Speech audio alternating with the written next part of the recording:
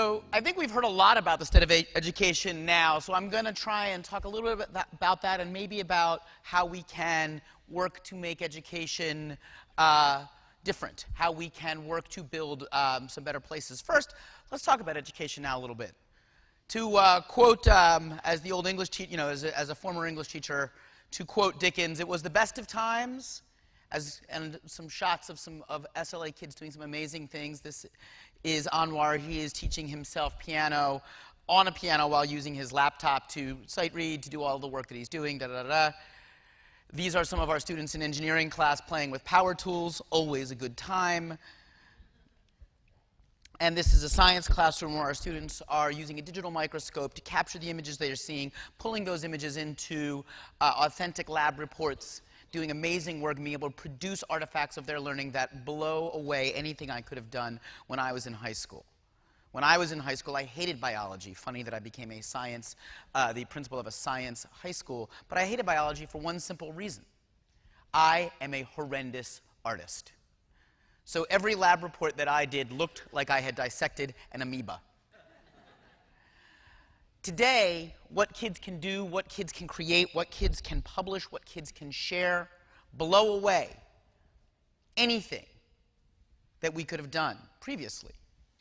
Now, the other ridiculous thing about my biology class, and I feel badly because I liked Mr. Brusha. He was a nice guy. He had his great big beard. We called him Brush Face Brusha. But my best friend, who sat next to me, was an amazing artist. And I'm a pretty good writer. You know, I look back and I think, had you only let us collaborate, we could have done some really amazing work. Even without some of the tools that we have at our disposal today, we could have done great stuff. Today, in many of our schools, we are beginning to realize the power of collaboration. People really do talk about the idea of the collaboration being the 21st century silver bullet. I think people have been collaborating for a really long time. I think we're now just getting good at it in schools, and at least in some schools. So on some level, kids can publish, kids can collaborate, kids can drill, kids can do all kinds of amazing things. It is a wonderful time to be a student. It is also the worst of times, right? This is dominating the conversation about public education today. I just went on, I was looking at the notes from the most recent School Reform Commission. The School Reform Commission in Philadelphia is the state body that is now governing our school district after we've been taken over first by the state, then the city, then the state. I don't even know who runs us anymore. We've got a new superintendent coming in. This is going to be SLA's 7th year. In 7 years, I've had 7 superintendents. But they just made a decision about whether or not they were going to close some schools, renew some charters, turn over schools to private management. And what is driving all of the decisions right now in cities all over this country? How good are your test scores? Now tell me, where does any of this show up on a test score?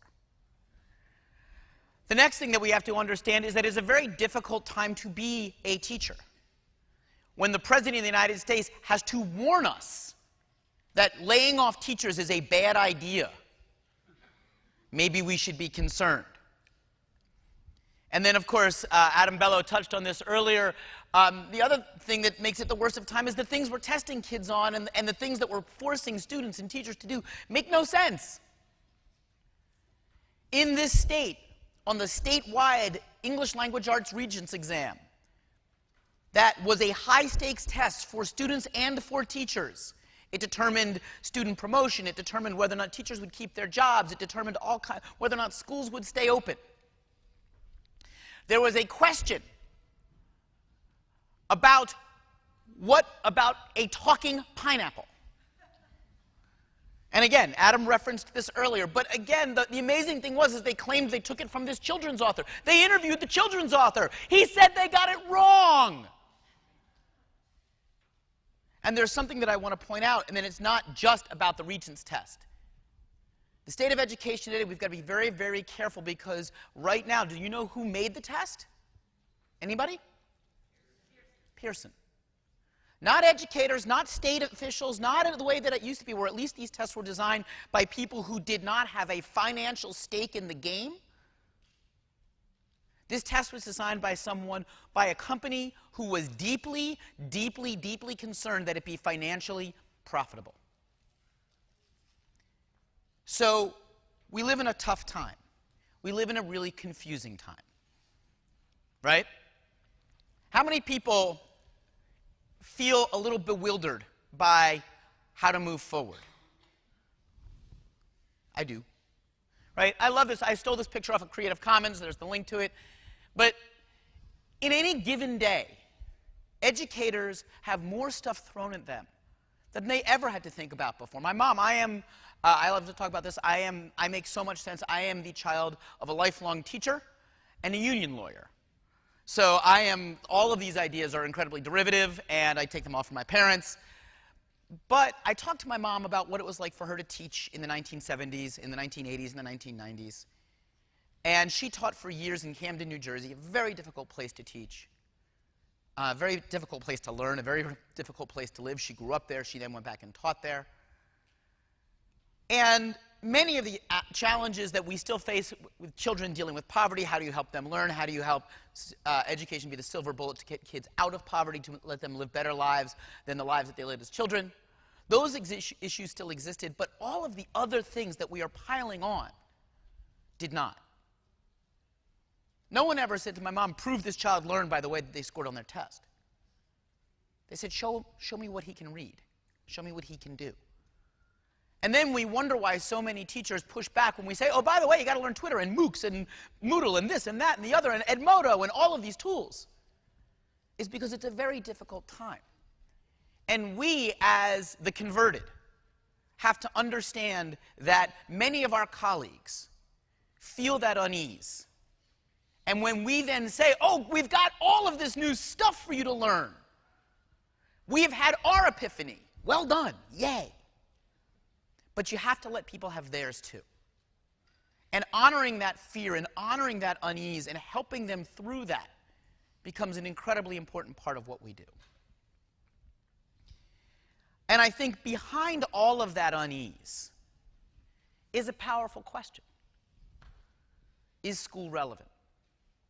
And behind that is the question that many of us as teachers are asking. Am I relevant? You know, it's fascinating to me, educators, more so than many, many, many other professions, not all, but many, educators identify who they are with what they do. Right? You ask, you know, my wife is a publicist. That's what she does for her career. But if you ask her, who are you? The first thing she says isn't, oh, I'm a publicist.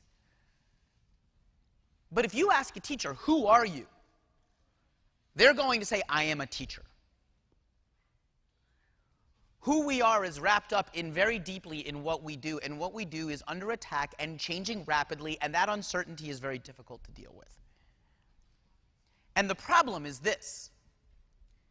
For many kids, the question of is school relevant? There's your answer. That's my son, my older son. That's Jacob.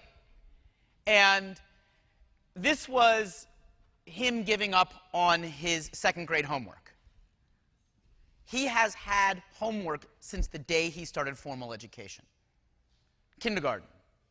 He used to come home with homework every day in kindergarten. He goes to a Philadelphia public school. And this wasn't, make a sock puppet. This wasn't build stuff. This wasn't, the notion of kindergarten as it originally was the idea of play as learning. No, these were leveled readers. Remember, we've got some kindergarten teachers over here, right? You know the ones I'm talking about? Johnny learned to read. Johnny went to the store. Johnny went to the park. Johnny killed himself because learning was boring. My wife and I watched as he started his school. We watched our bright, inquisitive, life-as-learning child become schooly. And we had that terrifying moment where he said to us one day, it was the weekend, and we were somewhere, and we were asking him these questions. We wanted, kind of this authentic learning moment. We were doing something, and he caught on that he was learning while he was doing something. And we were asking him questions, do you know this, and how can we figure this out, and da-da-da. And he said to us, I quote, "This is learning. I don't want to do that outside of school. I do that enough in school." And we were like, ah! how do we recapture that? How do we make him back into a learner when school is teaching him that learning isn't relevant? So it doesn't have to be that way. I really believe, and I respect what Devin said about the idea of get out of school before school kills the joy of creativity and kills that joy of learning that you have. I also believe that school can be amazing places of learning. Schools can teach us how to learn.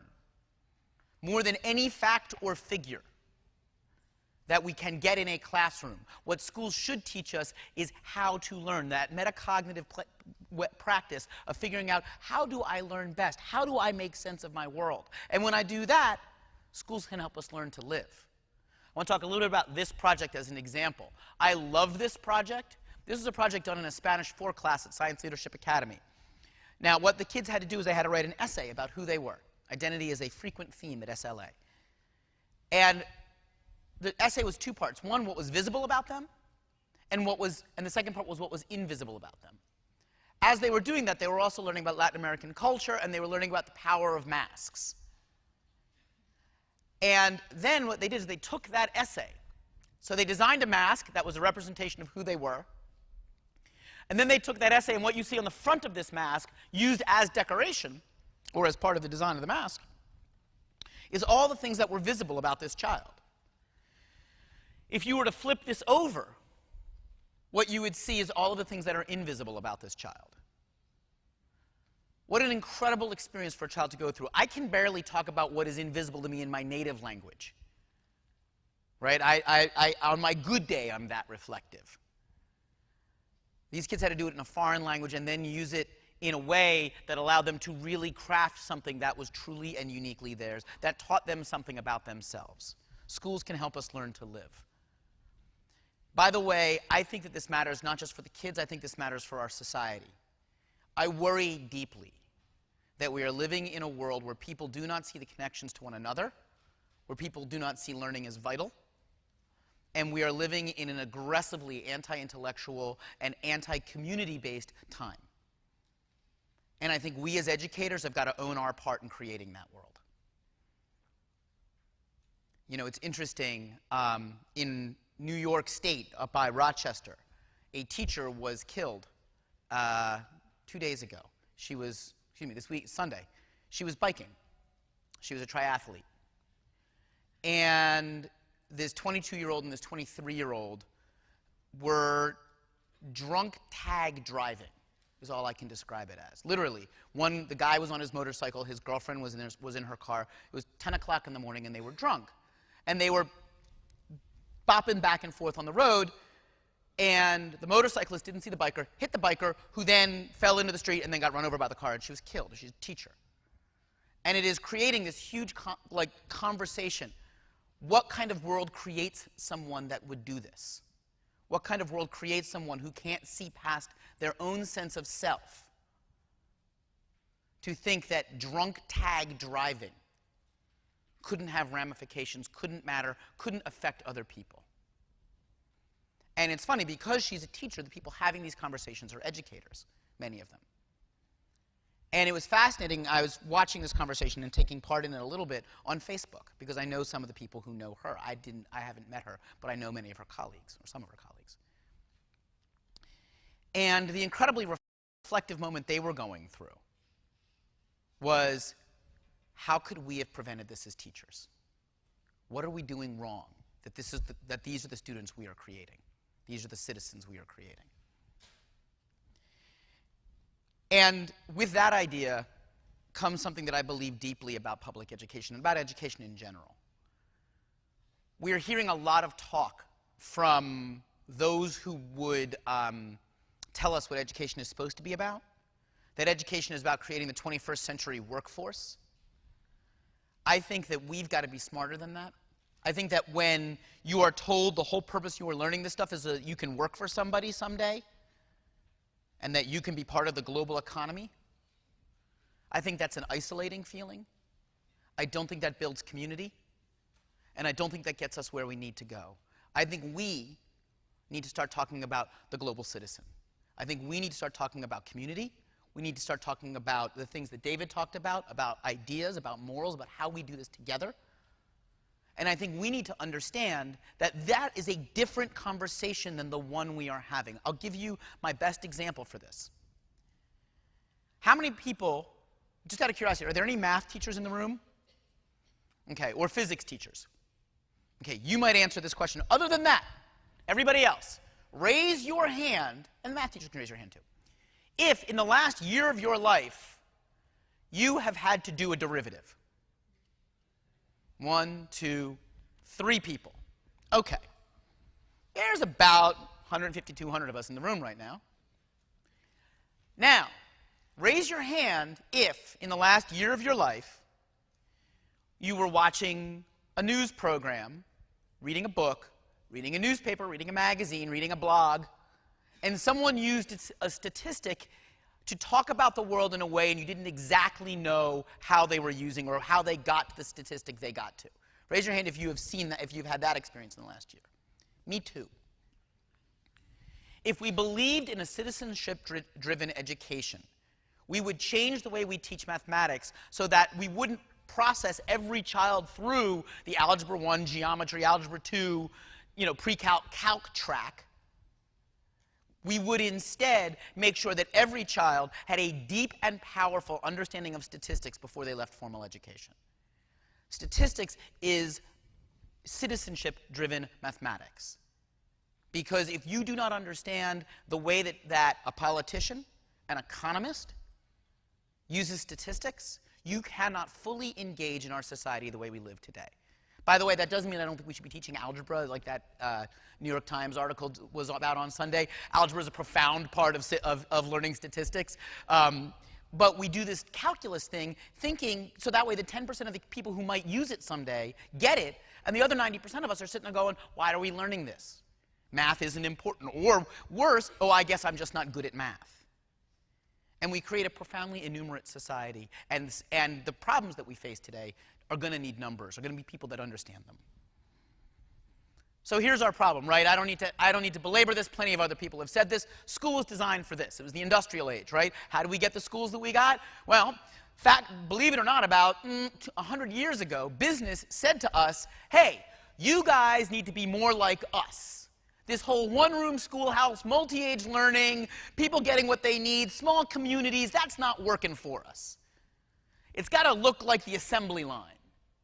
Business telling schools what to do, and they created the assembly line school, big regional high schools, 2,000 kids in a high school. The small one-room schoolhouse went away. Shockingly, 100 years later, what are we seeing? Business telling schools exactly what they should do. This time, they've got it right, we swear. Maybe it's starting time to understand that school isn't just like business, right?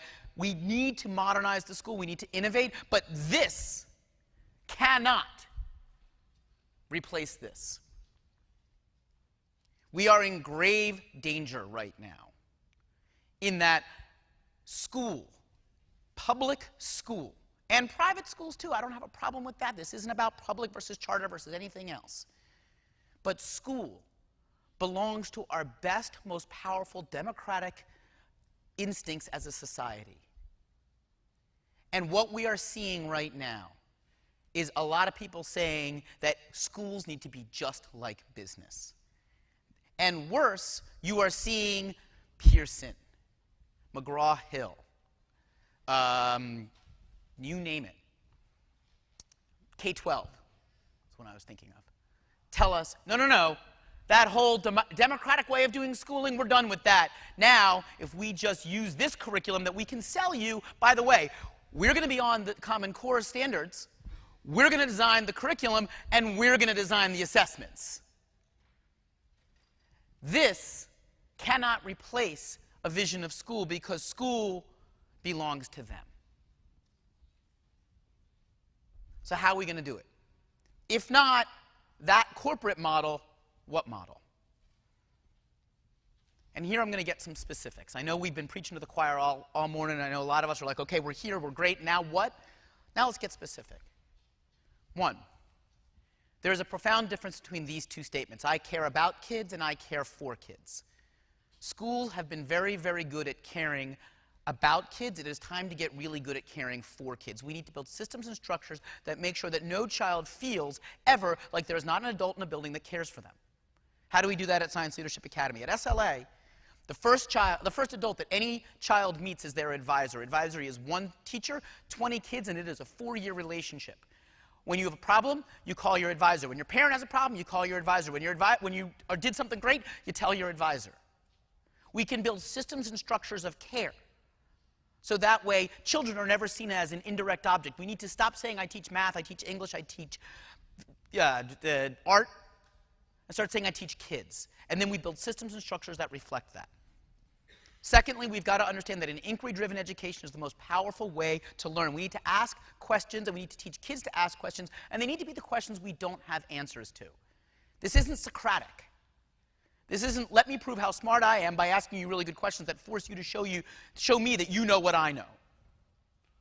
We need to teach kids to ask deep, powerful questions, and we need to ask questions that we don't know the answers to. By the way, there's one question that every teacher should ask a bazillion times a day that they don't know the answer to.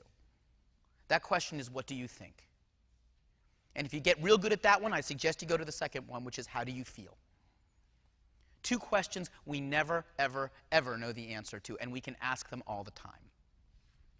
We need to teach kids to seek out answers, and we need them to understand that complexity is good. Right now, what we do, think about a multiple choice test. Give me the easiest, most simple answer. That's got to fit into an A, B, C, D. When does life do that? Teach kids to problematize. Teach kids to question. Teach kids that their answers are only the answers they sought right now. You want to do a really amazing thing with a group of kids? Read a book with them freshman year. Have them write their reflections on the book. Read it with them again senior year. See what the book holds for them now. Teach them that ideas and answers can change, and that that's good. Believe it or not, there's a great book that it has nothing to do with technology and education. All it is a really great pedagogy book. It's called The Dialogic Curriculum. It's by a woman named Patricia Stock. And I strongly encourage all of you to read it, because you know what? Talking and listening is a wonderful way to learn. And here's an important thing that I'm going to talk about with that. This isn't just about talking, and what I see in a lot of classrooms that I go into when I go visit schools is people talking and listening, but not really. They're listening. I see in a lot of classrooms debate, where kids are listening for the thing they can disagree with, so that way they can make their point. Right? We've all had that experience as a teacher. You say to a kid, hang on, you just wait a second, I'll get back to your question, and I'll get back to your comment in a minute. 3 or 4 more kids have said the thing, and the kid says the exact same thing they were going to say 4 questions ago because they didn't listen to the 4 things that the kid said. We need to teach kids that the idea be, we can argue and we can discuss to learn. Teach kids to build their ideas off of others. Teach them not just to disagree, but run a classroom where no one is allowed to talk until they first, or express their idea, before they first echo back what they heard from someone else. What can you learn? What did I learn from what you just said? Well, I understand that you said this, and I thought this was really interesting. And where I found disagreement or disharmony was here. But first, I've got to acknowledge the things that you said. First, I've got to acknowledge the things that you said that I can find common cause with. Teach kids to build, not just tear down. Dream bigger than using technology as the latest and greatest test-taking device, and use technology for more than just the next great film strip. I saw a quote, I wish I could remember where it was from, that all of these people who were talking about the idea that Khan Academy and the flipped classroom is going to revolutionize education, did they miss the point that we thought TV was going to do that? That we thought film strips were going to do that? Guess what? Whoop, what did I just do? How'd it go? There we go. This isn't personalization. By the way, that's another term that you're hearing a lot, is the idea of personalized learning. And what they're saying, personalized learning, what they're selling to us as personalized learning is everybody does the exact same content, only at your own pace. That's not personal. And I beg all of you, as the advocates, as the leaders, call it out every single time you hear it. Someone shows up and says, we've got a great new personalized learning. You put the kids on the computer, they all go at their own pace. Say, that's not personal. When do they get to do the things they care about? Personalized learning means kids have got to have a stake in what they are learning. They've got to own what they are learning. They've got to believe in what they are learning. And if we can't leverage these tools to do that, we've lost. And it will be our failure, not theirs. We've got to instead use these tools to unlock their passions. This photo, I love this photo. This is two of our students competing in a kinetic sculpture contest. Think about that one for a minute.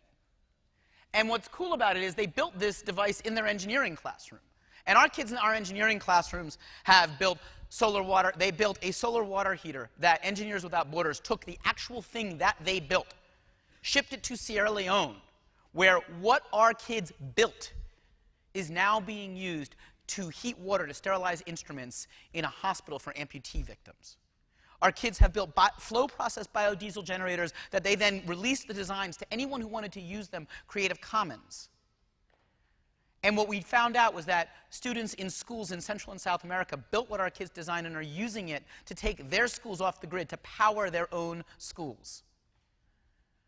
Our kids have engaged in political campaigns. Our kids have produced movies. Our kids have done more than anyone thought they could. And the cool thing that you may notice about this is that they're not competing against other kids. Those are artists and engineers and sculptors and hobbyists that they are working against. If you dare kids to do real stuff that matters, you better be prepared to get out of the way. Everything a child should do in school. It's funny, I just saw this, online. Someone would say that children should never have to ask the question, why am I learning this? I don't have a problem with them asking, but we better have answers. Kids should understand we need to stop thinking as school as preparation for real life and honor the lives that kids are leading now by making school about real life. That is inquiry-driven, project-based learning, and I think you have to marry those two terms. Ask powerful questions, seek out answers, build real stuff. Inquiry-driven, project-based learning. And by the way, and I know some people have heard me say this before, I have a litmus test question for anyone who says they do project-based learning. If you say you do project-based learning, and at the end of a unit, when you really want to know what a child has learned, you give a test, that's not project-based learning. That's test-based learning, with projects along the way to keep the kids interested. Project-based learning is when the kids own head, heart, and hands, when the work that they do, that matters to them, is the most important thing in a classroom, is the highest form of work that gets done. That's true project-based learning. By the way, another important point with project-based learning, if you give out a project and you get back 30 the exact same thing, you didn't give a project. You gave out a recipe. That's recipe-based learning. Project-based learning means the kids have got to own it. They've got to be able to say, this is mine and no one else's. Again, you got to let them build real stuff. I love this photo. What she is wearing is, we do something at SLA, and again, all of this stuff, there are systems and structures that allow you to do this stuff. There's an example. I'm going to talk a little bit about senior capstone. So in every single class at SLA, for all 4 years that they are there, every quarter has what we call a benchmark project in each class that builds as something that allows every child to build something that serves as the signpost of their learning every single quarter. Sometimes building stuff can be a paper. Sometimes it's a project. Sometimes it's a movie. Sometimes it's something physical that you built. In our physics classroom, when they're learning about projectile motion and they're learning about the mechanical engineering through physics, they build weapons. It is a very dangerous day when they are doing their presentations that day. And literally, there are crossbows and trebuchets and all sorts of incredibly weird stuff in our hallways. Zero tolerance policy. We build our own weapons. You can't bring them in. We'll build better ones. Ha-ha.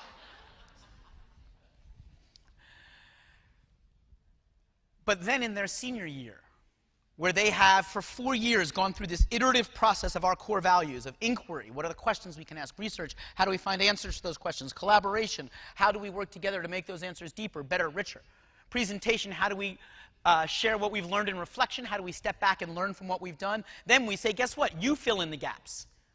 You take on a project, something that you care deeply about. Maybe it was something that's an extension of something you learned in school. Maybe it's something completely different. And you do something amazing. This photo that is a not homemade dress, but that is one of our students this year. She's Liberian. She created her own company, LIB, Liberian Inspired Beauty. And that is one of her original dresses. She created 6 original dresses. She worked with a fashion designer here in New York City. They worked distance learning, you know, they did beauty of the internet.